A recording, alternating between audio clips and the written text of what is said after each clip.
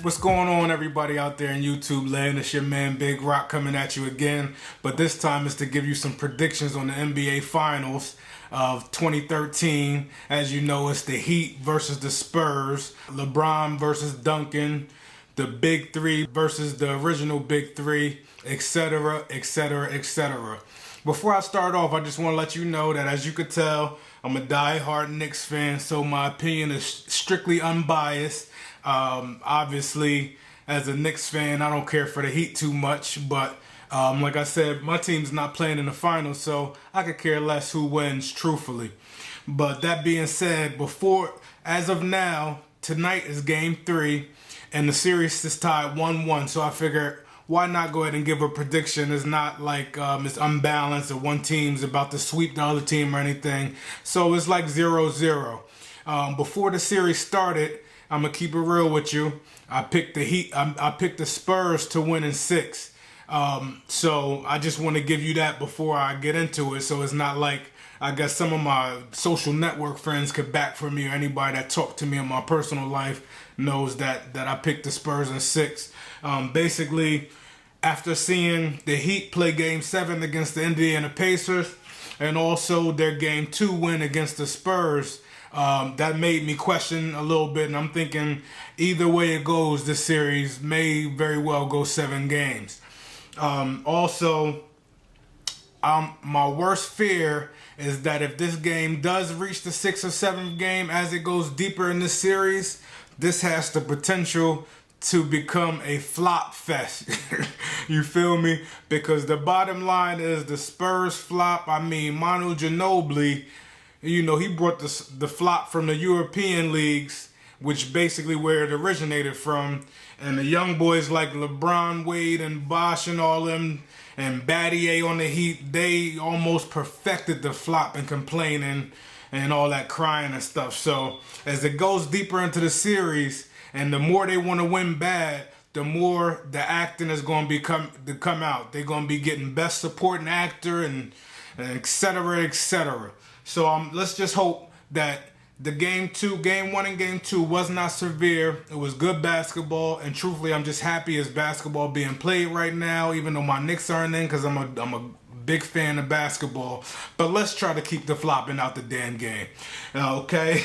The bottom line is my predictions for the series, all that being said, has not changed.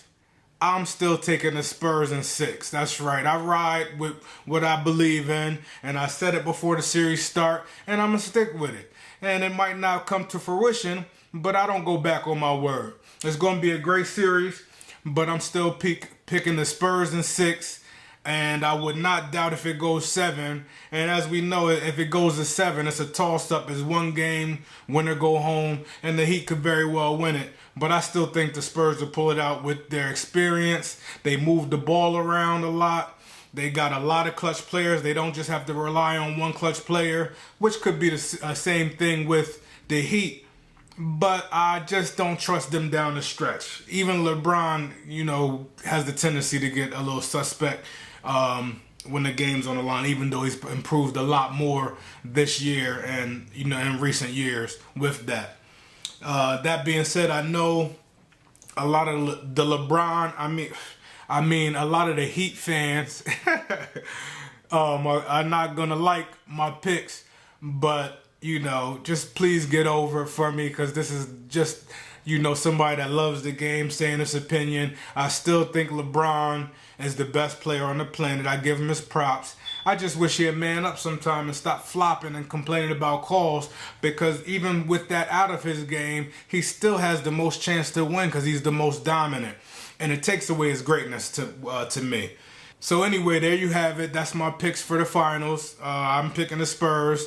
And even if you are a Heat fan, and like I said, if you're not just a LeBron fan and a Heat fan, do me one favor and name the starting 5 for the Heat the year prior to LeBron coming from Cleveland. And please do that without leaving this page and going to Google to see their starting 5.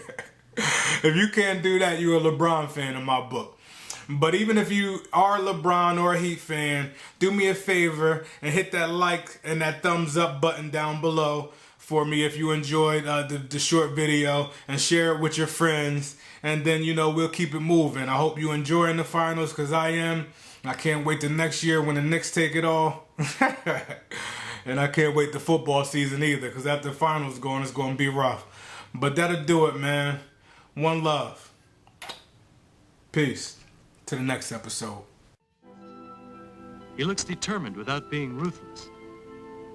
Something heroic in his manner. There's a courage about him. Doesn't look like a killer. Comes across